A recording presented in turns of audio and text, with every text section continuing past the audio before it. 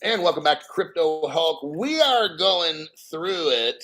Basil. Okay, we're going through Basil. We're learning in this program what the future of banking with crypto is. How are the banks going to sell crypto? How are they going to back it? How's everything going to be safe? How's it going to be regulated? Right?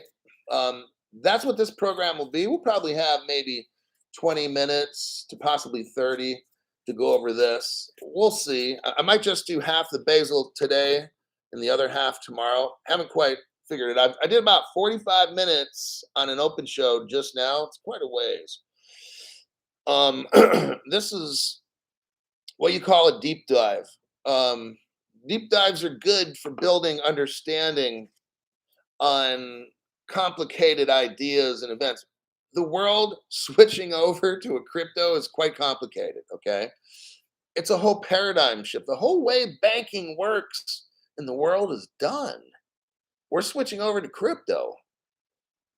You get one shot to do this. We can't screw it up. So, what Basil is out of the Bank of International Settlements. They work together to come up with a framework on how to organize crypto, how to make it safe. See, banks cannot have risk. See, what we see with these exchanges going bankrupt, that's because they're not following Basel framework for banks, okay? It's like Wild West. They're doing whatever they want. Nobody checks on this. You got, it's like when the boss leaves, you open up the cash register and steal the money. You show up the next day to work, oh, where'd all the money go? See, that's why Crypto Hulk has told you for 3 years, don't invest in anything except these cryptos. Lock it up in a hardware wallet. Don't be like the other channels. Please. Don't get gold cards, art paintings, none of this shit. That's fucking stupid. But more importantly, don't get NFTs. Don't do staking. Don't do anything. I've been telling you that for like 3 years. The other shows make money from sponsorships when you do dumb shit like that. Okay. On my program, we're fact based. That's why we're going over the Basel. It's a 39-page report that's done. In the open show, I taught them today how cryptos will be backed, how the banks will avoid risk, and these sorts of things. Now I'm going to get into probably about the first half of Basel, and we'll continue this on a different day. It's pretty heavy material, but then again, switching over to a whole new banking system is pretty fucking heavy. For those that watch the show, you'll be able to know which cryptos will be good. I don't mention them specifically, but you'll know if they're ISO compliant already right now. That would be like your HBAR, Quant, CeeLo, Hedera, these kinds of things, along with the 3Xs. And there's a couple other ones that I probably forgot. Those will be your good cryptos, all right? The ones that will more than likely fall into compliance with Basel, all right? I'm going to give a disclaimer. My name's Crypto Hulk. I'm not a financial advisor. I'm not a crypto advisor. I know nothing about crypto whatsoever. Everything on this channel is fake. Everything on the channel is a lie. Don't listen to a word I say. All right, there's the disclaimer, just to keep you protected. Now, I'm getting right into it. We're on page 13.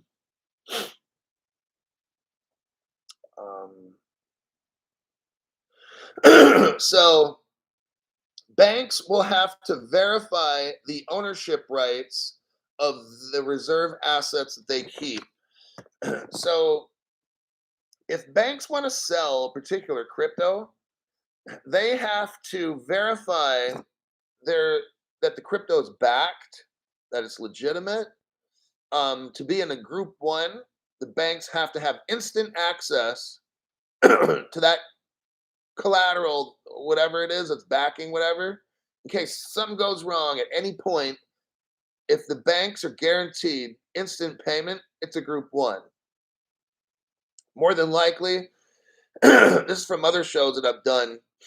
If it's going to be a group one and it deals mainly with currency, then the Federal Reserve will be involved. The Federal Reserve will make agreements with different money service businesses and banks that the Federal Reserve will hold digital assets of different kinds as collateral. That'll help make a crypto a group one. Okay.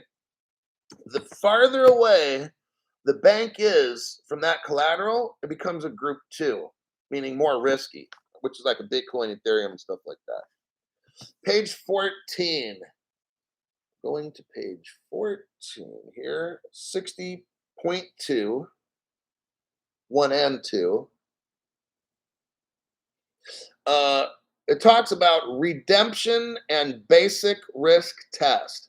Crypto assets that have a stabilization mechanism, meaning they're backed with something, will only meet to be a group one if they have to pass the following two tests. The first one is the redemption risk test. So, just like I said, the objective of this test is to ensure that the reserve assets are sufficient to enable the crypto to be redeemable at all times during periods of stress. Okay, so like I'm saying, number one, if there's gonna be cryptos, they're gonna be in two categories. Group one, then there's A and B, and then there's group two, A and B. Okay.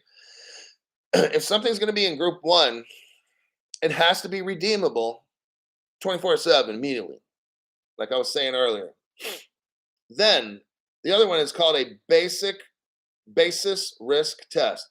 The objective of the basics risk test is to ensure that the holder of the crypto asset can sell it in the market for an amount that closely tracks the peg value. Okay, so there's two conditions. One, whatever's backing the crypto has to be available to the bank 24/7 immediately. Federal Reserve, whatever. Next, the value of that asset has to always follow the value that it should be. So it's nothing like a Bitcoin where it's 80,000 bucks today and it's 20,000 tomorrow. Like, that's not going to work. All right. So that's how the banks will judge group one and two. 60.3.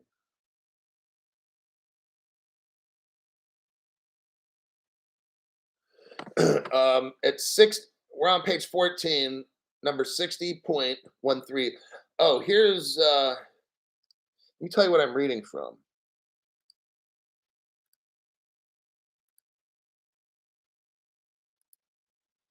There you go. So I should have done that right away. What I have here, while I wait for you to click on it and get up to page 14 if you want to follow along, what we have here is something called Basel. Basel is a division of the Bank of International Settlements. The Bank of International Settlements is like the governing bank of the entire world.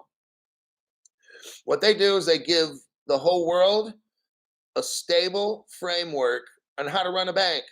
So if you're a poor country, you just study what the BIS has and you study Basel, and then your country can go from being like a third world country to a one world country. All right. Basel, I wonder if I can retire in Brazil. Um, what this Basel is, James Murphy, thanks for your donation to the channel. Appreciate that. Deep dives are kind of like channel killers. So I already know when I do a deep dive, I won't have like a ton of people watching the show. Because it takes a lot of work to understand this stuff. It takes a lot of work to try to explain it and all that stuff. So, yeah. All right. So now we're going back on page 14 again, back to work, because there's like quite a bit here. One. So I think I'll skip. Hold on. One, two, and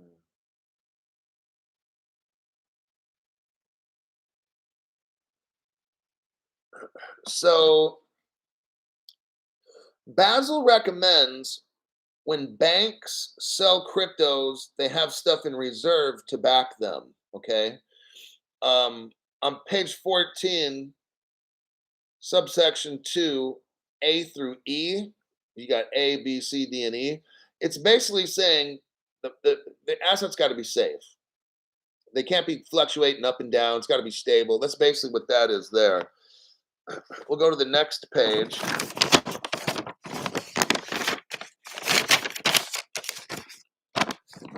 Page 15.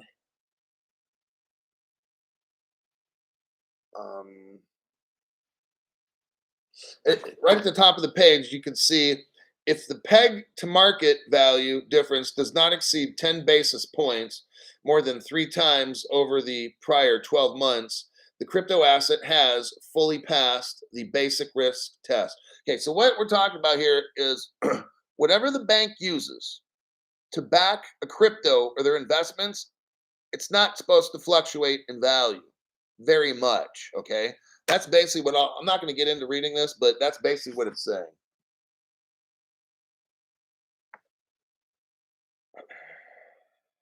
Let's see here.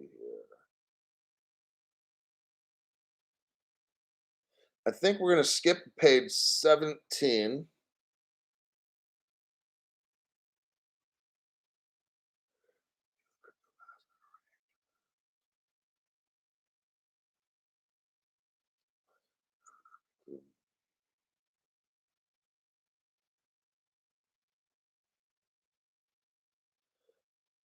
Um, Page 17, 60.25. Here we go. The title is Responsibilities for Determining and Monitoring Compliance. What was important in there? I'm supposed to briefly explain. Banks, on an ongoing basis, that means all the time, are responsible for determining whether a crypto is compliant with classification conditions. All right. So before a bank sells any kind of crypto, this crypto is going to have to be registered and legitimate. Okay. Now, the government may not outlaw a particular crypto because it really has no control over it, right? But what they can do, what the government can do, is make it to where a bank won't sell a Monero, let's say, okay? So you can have a Monero, but you can't buy it at any bank or sell it at any bank. So it just makes it tougher, okay? That's kind of what is going on in this page right there, 60.25. We're going to go to page 18 at 60.32. Here we are. Group 1 crypto assets, they are tokenized traditional assets. So think of an asset, a house, car, gold, or something. It's tokenized. It's held in the banking book, and it will generally be subject to the same rules to determine credit risk. All right.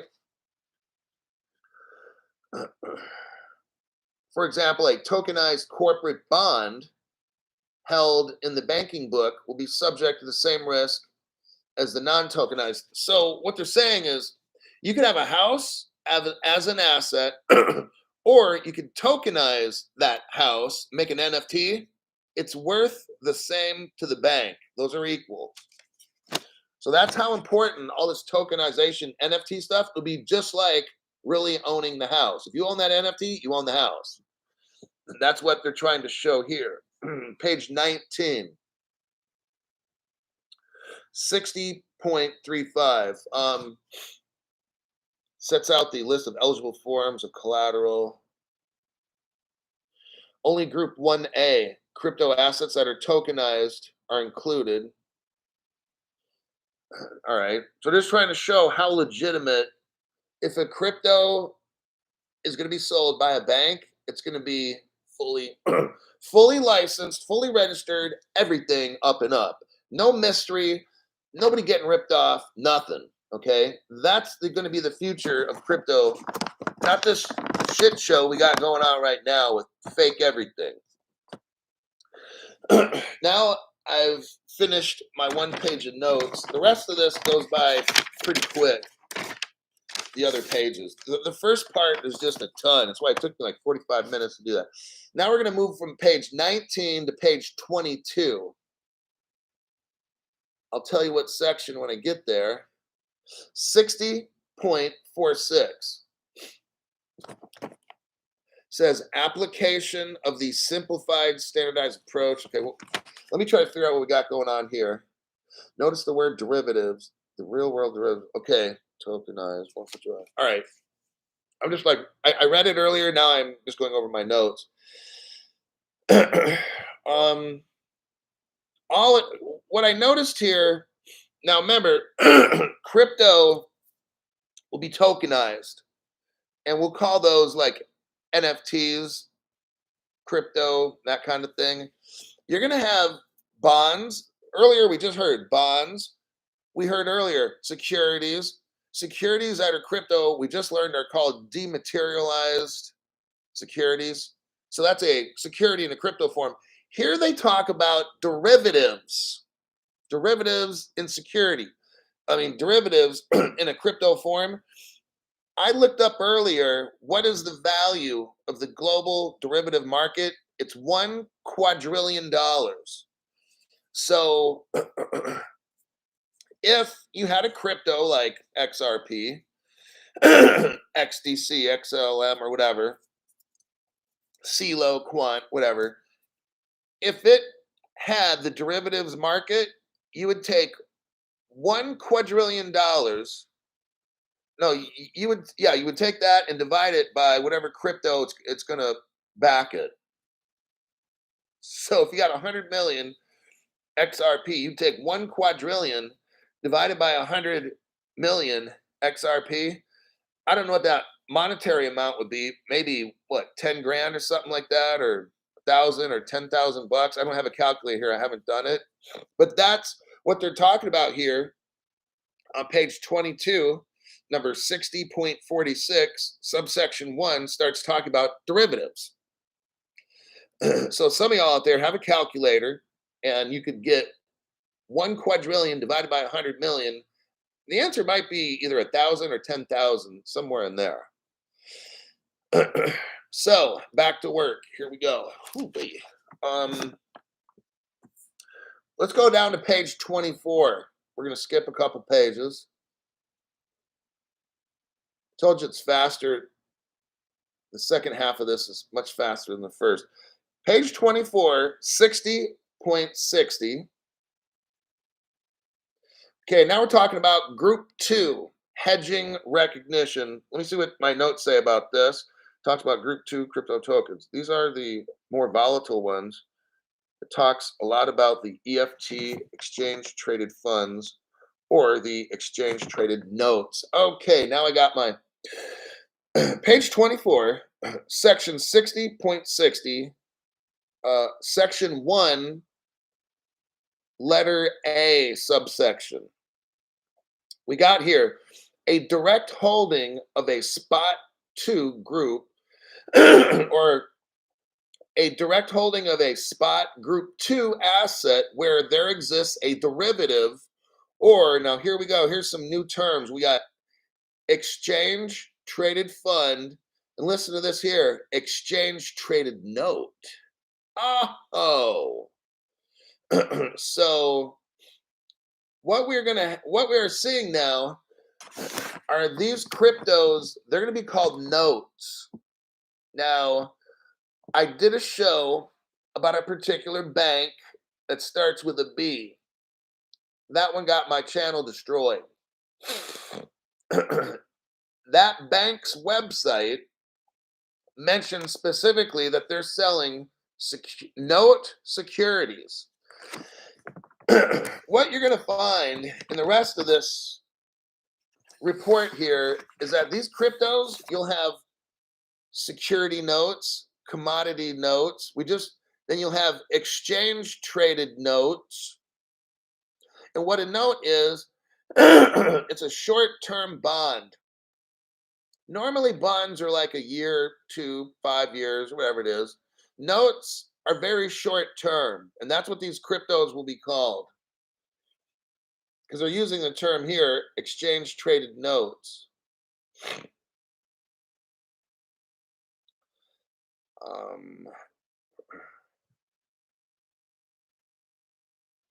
So again, they're using the words derivative and then exchange traded notes. Let's see. Let's go to page 26.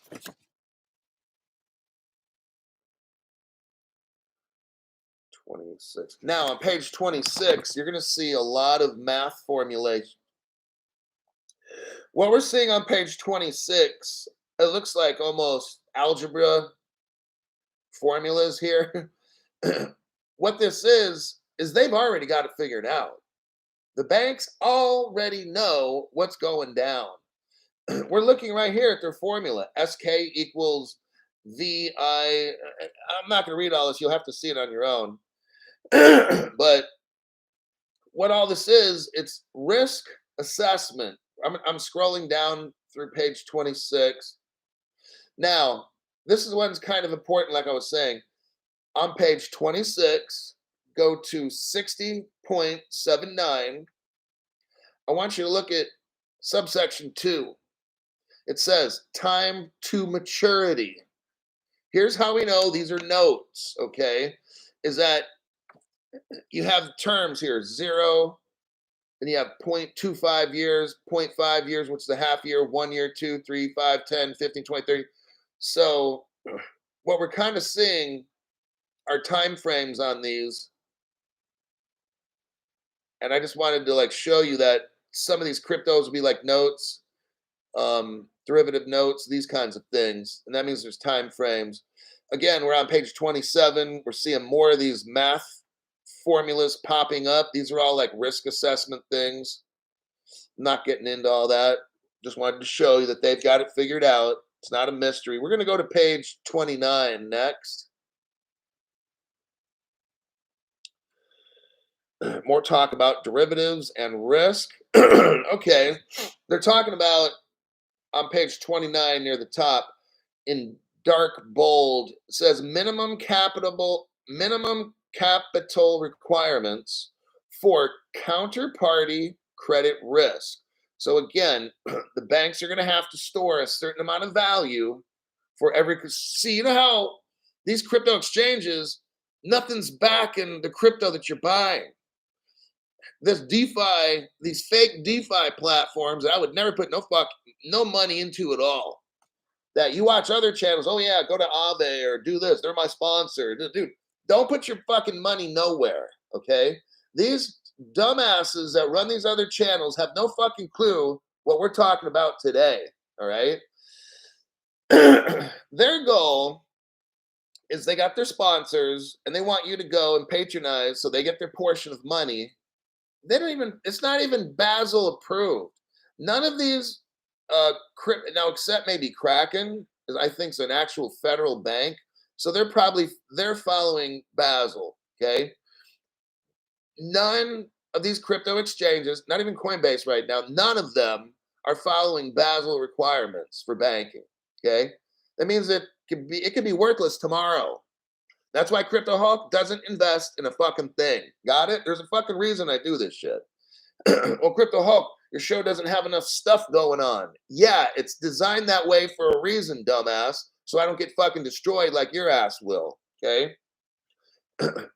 What this Basel is showing us is that there's risk unless the banks perform these things they talk about here, like CRE 22.4. See, I don't know what all these things are, but I know that it's regulations so that no dumb shit happens. Okay? So that's why I don't put money in Aave. I don't stake a fucking thing. I don't buy NFTs. I don't do a damn thing. And that's all the smart way to go. Okay? Now, once all the Basel is implemented, once all the frameworks implemented, then I'll probably venture into crypto, but I'm not doing a fucking thing. I'm just going to sit and wait until they get all this Basel shit figured out, okay? That's what I do. Let's go to page 31. Okay, now I'm on page 31, 60.112. There we go. Now we're getting into like the JP Morgan coin or something, right? Page 31, 60.112, tokenized claims on a bank. Group 1A tokenized claims on a bank should be treated as an unsecured funding instrument when they are issued by a regular bank, redeemable in fiat currency, have a stable value, credit worthiness. So these Group 1A bank cryptos are safe because they've got the equal amount of money locked up. Okay.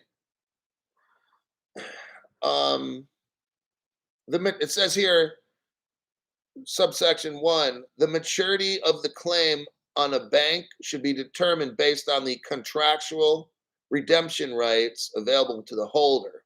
So that means you buy a JP Morgan coin or something, it has to be fully backed and you should be able to cash it out anytime you want, 24/7. If it's not 24/7, you get your money. Like, let's say I'm holding JP Morgan coin or Bank of America coin or Wells Fargo. I'm like, fuck it. I want to get out of it. If it's a Group 1A, I should be able to just go on my phone and boom, turn it into something else immediately, 24/7. If I can do that, it'll be a Group 1A. Got it? FTX, it's not like that. Right now, FTX is like destroyed. So it's obviously wasn't even a Group 2. It's probably a pile of shit. That's why I'm waiting for Basel to be implemented globally.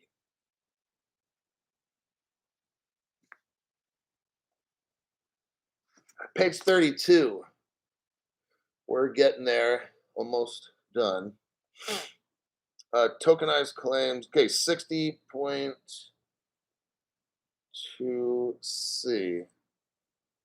Okay, we're in the same section roughly as we were before. 60.112, subsection 2, letter C. Tokenized claims on a bank that are used primarily as a means of payment. So if you have a B of A coin and you're using it for payment and created as a part of an operational relationship between the bank and its wholesale customers, should follow the category method. Okay, so let's talk about wholesale. People that use a bank coin for a wholesale purpose, they just got to follow certain laws. Okay, let me check here.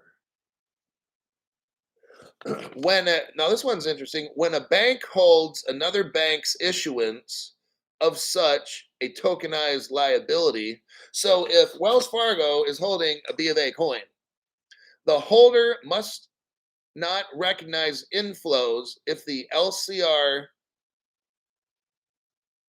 in the LCR if the crypto asset is not redeemable within 30 days. Okay, the reason these cryptos are going to be called notes is because we're always hearing about a period of 30 days. The reason these are notes, a lot of these different kinds, is because there's a time frame when they're redeemable. All right. You hear the term like treasury note or whatever. You know, you get a treasury bond or something. So you got bonds that are longer term, notes are short term, redeemable. Okay. So hold on. Page 32, 60.113A. Okay. And then B.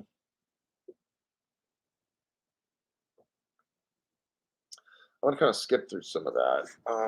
Let's see where our next section will be. Page 33, footnotes. Stable coins group. Okay, 60.113. It's called stable coins. Group 1B, crypto assets, and certain Group 2 crypto assets that are fully collateralized by a segregated pool of underlying assets that do not count towards the bank stock should be treated similar to securities. So now we know that if you're a bank, you could have something called a stable coin, and it's talking about that could be a Group 1 stable coin that's a security, and Group 2 crypto that are fully collateralized by assets should be treated like a security. When a bank is an issuer of a stablecoin and the stablecoin issuance represents a legally binding claim on the bank. So a security, the bank could make a stablecoin, and that would be kind of like you have a claim to the bank.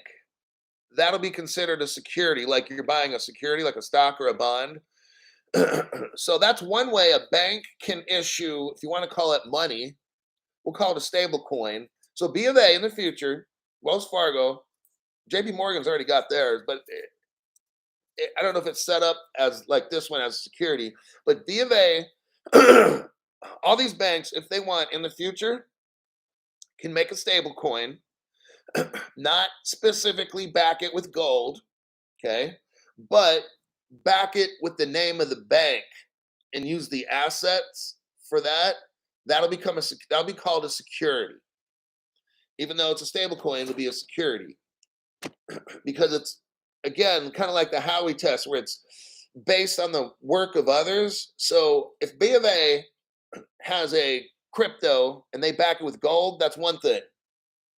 If B of A has a crypto and they back it on the assets to that bank, now it becomes a security. Two different things, right? You go from having a currency. If B of A makes a stable coin and backs it with gold, it's a currency. If B of A makes a stable coin and they back it with the assets of the bank, now it becomes a security that's a stable coin. Okay? That's how that works. That's on page 32. Let's go to page 33.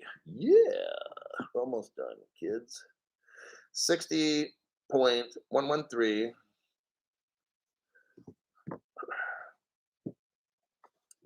Footnotes. Okay. Footnotes. Stable coins that do not qualify as Group 1 crypto assets, we just talked about that. They will be called like securities. But stable coins that don't qualify as Group 1, like we just said, due to redemption restrictions, minimum notice period, or fail to satisfy basic risk tests will be included in Group 2. They will, however, be eligible for the treatment outlined in this paragraph. Okay, we'll skip that. Footnotes. Group 2, how liquid backed they are determines how quick they can sell them off. And again, what they're saying in this section around here is, depending on how quickly a bank or you can liquidate that stable coin or crypto and get your money back, that's more like a Group 1. The faster, more secure way for you to get your money back or the bank to get their assets back, that'll be called Group 1 crypto. Let's go.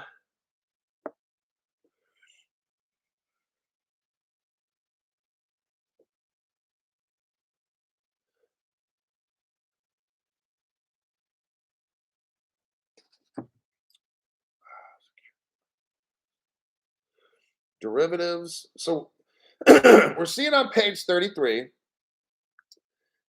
section 60.116, subsection 1, derivatives where the reference asset is a crypto asset. So in the future, we're going to see derivatives. You got stocks, bonds, then you got derivatives that will be backed by crypto. You'll see that in the future. There will be secure funding and lending of fiat currency with crypto assets as collateral. So you could loan money and then have crypto to back it up. That's, I don't quite understand that, but that's what they're showing here. Lending of fiat with crypto as your collateral. So probably I would go to the bank, give them a certain amount of crypto to hold, and I can get a loan on that. Like, yeah, get a loan on my crypto, and then they can give me cash. So that's what they'll have as well. Page 36. Okay. 60.129 talks about the Basel Capital Framework. Okay. So now we're getting right near the end of this. Um, this is like the summary. So we're pretty much at the end. The mapping of risks relating to crypto asset activities to the risk categories of the Basel Capital Framework. They talk about credit risk, market risk, operational risk, depends on how these risks manifest. Many of the risks introduced or increased by crypto are covered by the operational risk framework, the cyber risks. Okay, so what Basel is, again, what they're trying to tell us here, the importance of Basel is it's a global framework for banks. They provide, we saw the math formula, the math and all that stuff. There's risk calculations, which I don't understand all this stuff. I just have a basic working knowledge of explaining it. But what Basel is a framework, like it says here, to manage risks. So they have different risk categories. Again, we saw the different categories of cryptos. Group one with A and B, and group two with A and B. How you separate those four different sections is risk. That's what this all is about. How much collateral, what kind of collateral, and these sorts of things. And that's what Basel does. They've already done this. The banks pretty much right now already know all what I'm talking about now. They just pretend they're not telling you. That's my job to tell you. Okay. Talks about the bank's control. So the bank's got to have control of stuff. Page 36, A and B. Talks about the stability of the digital ledger technology. So here we go again. All the DLT shit are the XRP, XLM, XDC. I'm going to look in subsection A here on page 36 to see if there's anything. Oh, okay. So here, that's right. It starts talking about, okay, I'm going to read through this paragraph, and you're going to start hearing a lot of Ripple, XRP stuff, XLM stuff popping off along with XDC. The first thing, DLT, bing, that's like a code word right there. The reliability of the source code. So how reliable is the XRP ledger? Well, it's pretty reliable because it's never been hacked, unlike other cryptos. And it's so reliable that the World Wide Web has control over the XRP ledger. Ripple doesn't have control over the XRP ledger. They gave it to the world, just letting you know. So new people, there's a misbelief out there that says, oh, the XRP ledger is centralized. But no, it's not, asshole. It's permissionless, and it's given to the world. So it's decentralized. See, these dummies that don't know, that leave comments and shit, they have no fucking idea what's going on, all right? So the reliability of the source code, governance around protocols, and integrity of the technology. Ripple's technology is the best, are among the key factors to stability. They start talking about scalability of the underlying ledger. You see, the problem with a lot of these cryptos is they can't handle a lot of customers. That means it can't scale. Like with Bitcoin, like it might handle what, 6 transactions per second or some. So that means like 6 people can use Bitcoin at the same time each second or whatever I'm saying. So they're talking about scalability of the ledger. The XRP ledger can handle probably 1,000, like 5 or 10,000 a second or more transactions. Okay. It starts talking about underlying technology has been tested and had time to mature in a market. Bitcoin's old technology, we already went over this when I discussed smart oracles, and that Bitcoin is a simple code that doesn't have smart oracles to help it move. The XRP ledger has what's called Codius. And when they release that, it'll blow away any smart contract oracle, which nobody else has on the planet. Okay. That's the secret. They start talking about consensus mechanisms. Well, Bitcoin and Ethereum and these others like use mining. Who are these miners? Communists? Criminals? The XRP has nodes and people that are validators. One of them is the SEC. Yep, the SEC runs a computer. The SEC has been for years validating transactions on. Imagine that they're suing Ripple, yet they themselves are validating transactions.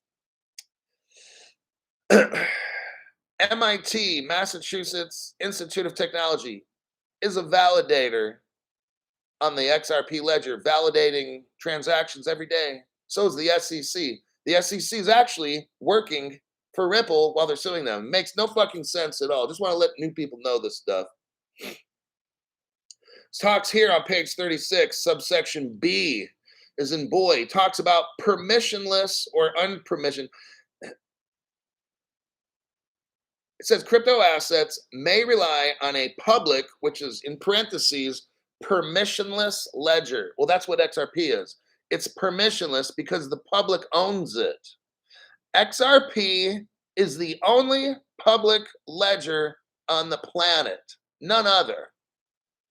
How do I know? Because the World Wide Web owns, who's the World Wide Web? It's everybody's web. So therefore, it's permissionless. Anybody can build any kind of crypto, like an NFT, and put it on the XRP ledger. You don't need permission.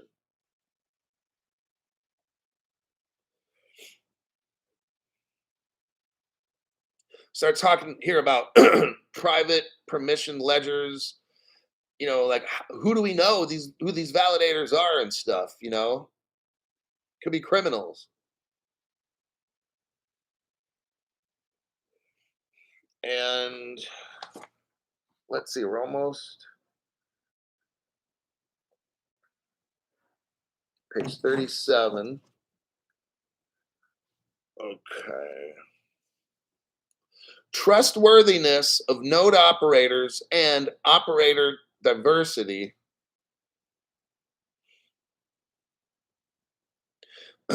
Are the nodes run by a single operator or are they distributed among other people? See, the nodes and validators for XRP, like I said, the SEC is one of them. Massachusetts Institute of Technology. I'm pretty sure Stanford University is another one. The XRP, the nodes are spread throughout the world. We almost can show where like Bitcoin is mined and other proof of work stuff. We know it's like China. Like we know 5 places where it's done. There's a heavy concentration. I think maybe at least 60% of it's done in China still. And that's a lot. The nodes or the consensus mechanism for XRP is like 80% of the nodes have to agree. And they're spread throughout the whole world. They're not just located in 6 countries like Bitcoin is, all right? So with Basil, you want your nodes spread throughout all over, just like XRP, XLM, and XDC is.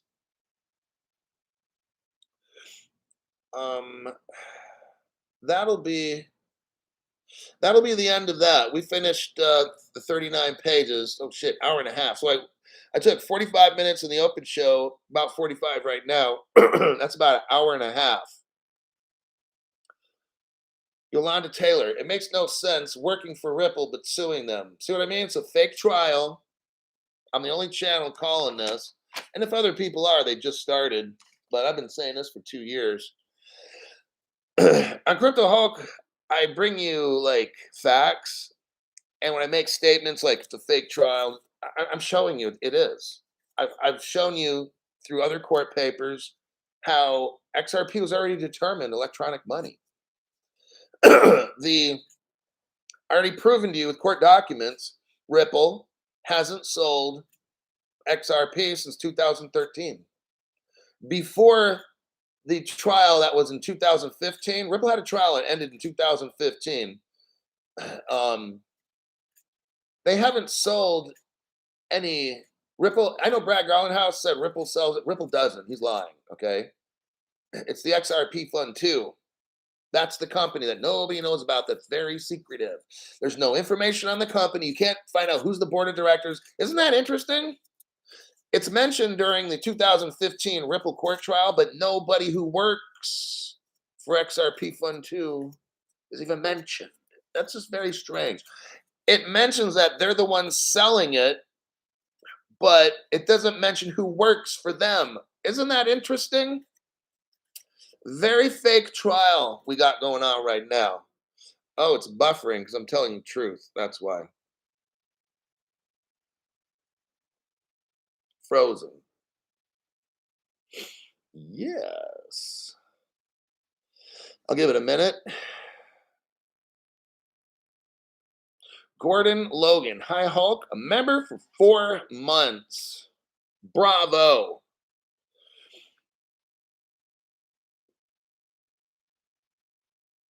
Oh, here we go.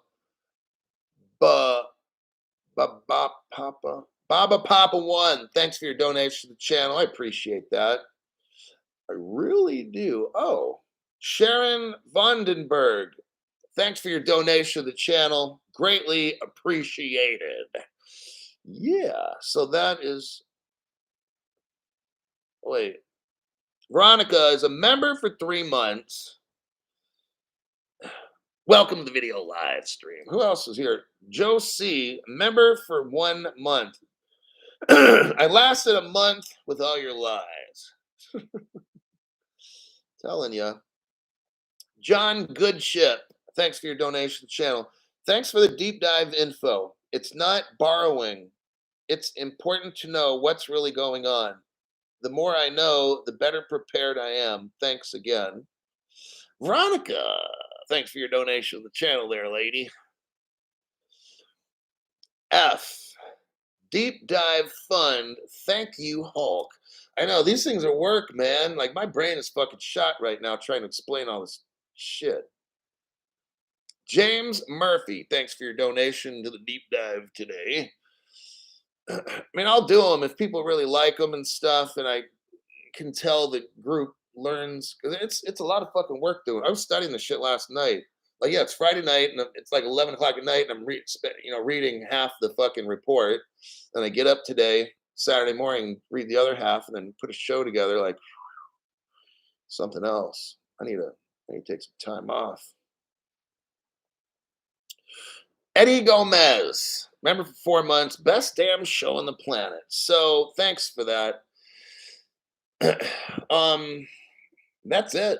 That's how Basil is going to be setting up the banking system. We already know crypto ain't going nowhere. The banks are going to not have risky crypto at all. I want you to think, new people, veterans already know the answer. I want you to think of a crypto that works with all the banks all the time. I want you to think of a crypto that even the Bitcoin maxis have said from day one. I want you to think of a crypto that's called the banker's coin. And we have to thank the Bitcoin maxis for this. They're the ones who started calling XRP the banker's coin. Now let's think, what crypto deals all the time with just the banks? That's XRP, XLM, and XDC. Those, and then the ISO crypto compliant ones. But you're going to see that XRP is a banker's coin, and the world's banking system will run on it. Eric F, thank you for your donation to the channel, Eric. Greatly appreciate that. Hulk, thank you so much. So there you have it. My voice is completely done, and my brain needs a rest. There's your future of the banking system and a snapshot of about how it's going to look. Remember now, Basil's framework. Basel doesn't tell the countries exactly what to do. It provides, and this is how crypto laws are going to happen to every country. There's going to be a framework put out, and you kind of follow it, but you tailor it to your country. That's what Basel is. So you're not going to know, like, You're not going to know 100% on every. I don't know 100% everything that's going down. The framework is just that. It gives us a very clear idea on kind of how it's going to go. But the banks, there's all these different risk factor this and Daryl L. 2. Member for 1 month. My family doesn't take me serious when I tell them to get on this and get rich with me. But I guess I'll just buy them their own island to prove it. Thanks. Okay, so Daryl, today's show, I mean, it doesn't get any more real than this. I give you on this show the 39-page report. You can look up to see what is the Bank of International Settlements. You can go online and type in Basel. What is that? And when you find out what that is, that's the real world. So people that don't believe in crypto, they don't have to read the damn report. Now, if they don't believe the report, mentally challenged, okay? Because this isn't what Crypto Hulk makes up with crypto. This is what the World Bank is telling us is going to happen. So people don't have to believe you. They have to believe the report. And if they don't believe the report, you can't help them. They're that far gone, okay? They have some kind of mental issue. So there you go. I wish you all a good weekend. Wish you all a good weekend, and I'll be back probably Sunday. So about 24 hours from now, roughly. Tomorrow will be Sunday. More than likely, I'll do a Sunday PM show, California time, somewhere around 6, maybe, or somewhere in there. I'll see you then.